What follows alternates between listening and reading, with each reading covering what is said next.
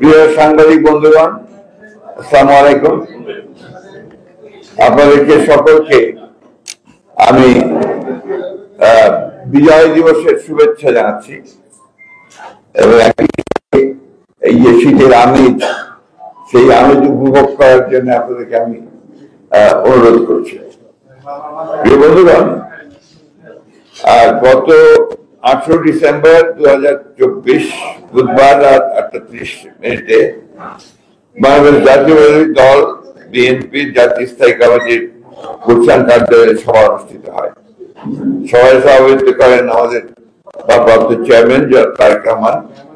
সভায় উপস্থিত ছিলেন স্থায়ী কমিটির সদস্য ডক্টর মোশাররফ হোসেন, আব্বাস, বাবু প্রসাদ চন্দ্র রায়, ডক্টর আব্দুল মঈন খান, আমি নিজে, জনাব আমির খসরু মাহমুদ চৌধুরী, জনাব সালাউদ্দিন আহমেদ, বেগম সেলিমা রহমান, মেজর অবসরপ্রাপ্ত হাফিজউদ্দিন আহমেদ, বিক্রম, অধ্যাপক ডক্টর এস.এম. জাহিদ হোসেন। সভায় পৌরত্র 16 ডিসেম্বর 2024 বিজয় দিবসে প্রধান উপদেষ্টা ডক্টর মোহাম্মদ ইউনূস জাতির উদ্দেশ্যে যে ভাগে বিস্তারিত এবং পরবর্তীতে প্রধান উপদেষ্টা প্রেস সচিব সংবাদ সম্মেলনের মাধ্যমে উপদেষ্টা ভাষণে ব্যাখ্যা দেন, তা নিয়ে আলোচনা হয়। সভা মনে করে প্রফেসর ডক্টর মোহাম্মদ ইউনূসের ভাষণে নির্বাচন সংক্রান্ত বক্তব্য একেবারে অস্পষ্ট। তার বক্তব্যে নির্বাচনের একটি সম্ভাব্য সময়ের কথা বলা হলেও নির্বাচনের কোন রোড ম্যাপ সম্পর্কে কোন সুনির্দিষ্ট বক্তব্য রাখা হয়নি। ডক্টর মোহাম্মদ ইউনূস নির্বাচনের সম্ভাব্য সময়সীমা 2025 সালের শেষ অথবা 2026 সালের প্রথম অনুষ্ঠানের কথা বলেন, যা একেবারে অস্পষ্ট এবং নির্দিষ্ট সময় কোন উল্লেখ নেই। অথচ তার প্রেস সচিব বলেন 2026 সালের জুন মাসের মধ্যে নির্বাচন অনুষ্ঠিত হবে, যা পরস্পর বিরোধী। সভা মনে করে এই ধরনের পরস্পরবিরোধী বক্তব্য করবে। সবাইও মনে করে যেহেতু নির্বাচন কমিশন গঠিত হয়ে গেছে, সেহেতু নির্বাচন কমিশন অনুষ্ঠানে বিলম্বের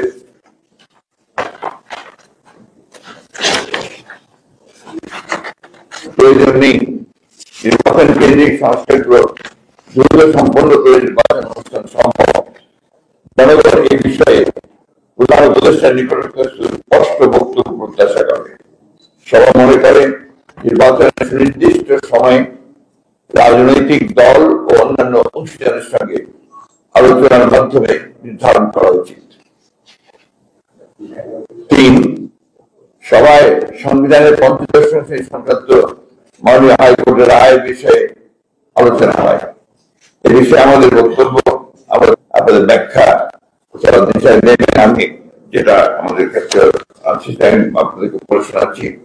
উক্ত সংশোধনীতে মোট ৫৫টি দফায় সংবিধানের বিভিন্ন অনুচ্ছেদের প্রস্তাবনায় ও তফসিলের ব্যাপক পরিবর্তন সংবিধান ও বিয়োজন করার মধ্য দিয়ে সংবিধানকে একদলীয় শাসন এবং রাষ্ট্র ব্যবস্থা কায়েমের প্রধানতম হাতিয়ারে পরিণত করা হয়, অর্থাৎ পঞ্চদশ সংশোধনীকে সংবিধানের মৌলিক কাঠামো বেসিক স্ট্রাকচারকে ক্ষতিগ্রস্ত করে গণতন্ত্রকে ব্যাহত করে দেওয়া হয়। উন্মুক্ত আদালতের রায় ঘোষণার সময় কিছু কিছু বিষয়ের মন্তব্য ও পর্যবেক্ষণ সহ উক্ত সংশোধনের গুরুত্বপূর্ণ কিছু অংশ অবৈধ ঘোষণা করেছেন এবং কিছু অংশ সংরক্ষণ করেছেন এবং অধিকাংশ আগামী সংসদের বিবেচনার জন্য ছেড়ে দিয়েছেন। কিন্তু রিট আবেদনকারীগণ সংযুক্ত হওয়া রাজনৈতিককারীগণ পুরো পঞ্চদশ সংশোধনী অবৈধ ঘোষণার প্রার্থনা করেছিলেন। বিএনপি সহ অন্যান্য রাজনৈতিক দল ও ব্যক্তিগণ রিটের পক্ষে ইন্টারভেনার হিসাবে যুক্ত হয়েছিলেন। আমরা এই রায়কে স্বাগত জানাই, অ্যাপ্রিসিয়েট করি। আদালত স্বীকৃতি দিয়েছেন যে নির্বাচিত পরবর্তী সংসদটি সংবিধান সংশোধনের একমাত্র উপযুক্ত ফোরাম। আদালত মোটা দাগে 6টি বিষয়ে অবৈধ ঘোষণা করেছেন।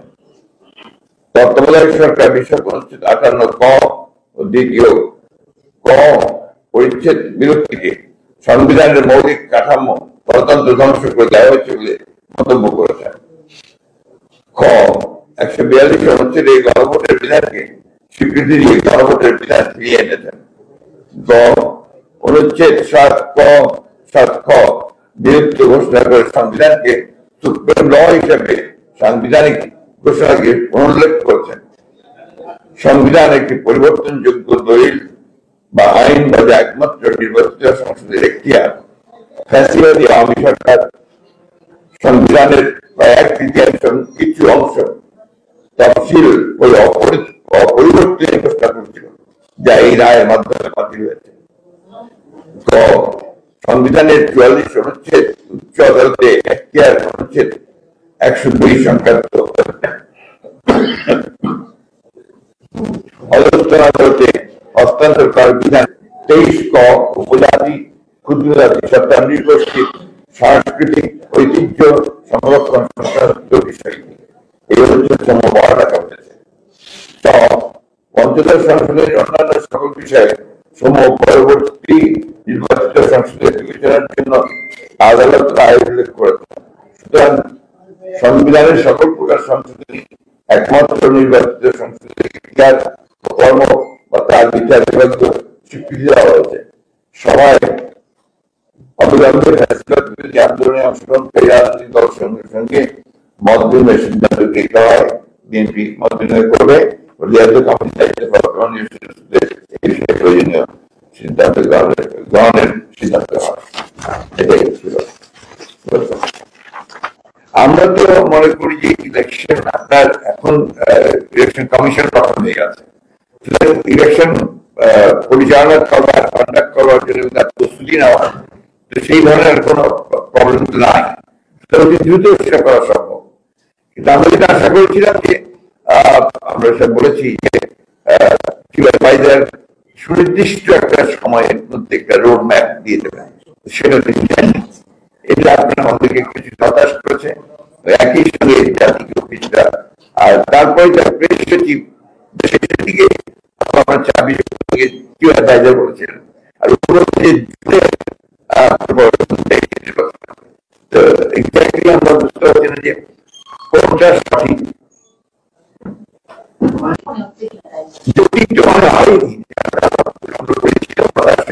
জন্যই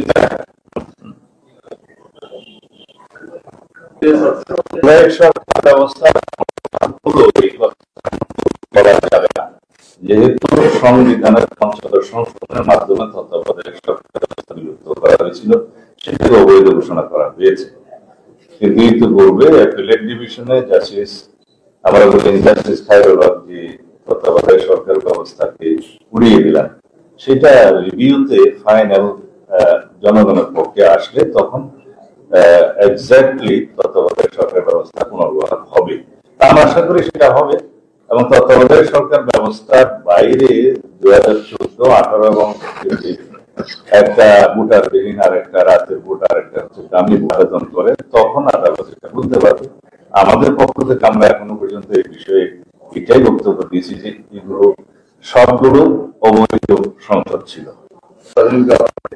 এবং রাজনীতি যারা নির্বাচন করে নির্বাচন করবে, এখানে বড় দল ছোট দল কিছু এখানে গণতন্ত্রের মধ্যে একটা নির্বাচন যখন হয় তখন সব দল নির্বাচন করে যারা করে, এবং সেখানে যখন আসবে বড় দল থাকলে ছোট দল থাকবে না, বা ছোট দল থাকলে বড় সমস্যা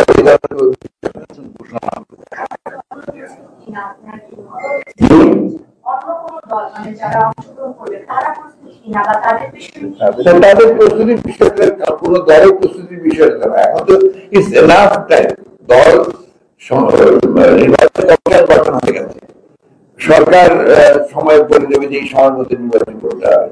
এর মধ্যে আর রাজনৈতিক দলগুলো নির্বাচনের জন্য সবসময় তৈরি থাকে, কারণ প্রস্তুতির উপর তো নির্বাচন নির্ভর করে না।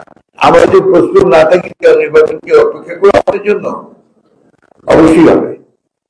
সুতরাং এটা আপনার নির্বাচন ঘোষণা হলে আরো অনেক বিষয় পরিষ্কার, নির্বাচন ঘোষণা হয়ে গেলে সব রেডি হয়ে যাবে। Thank you.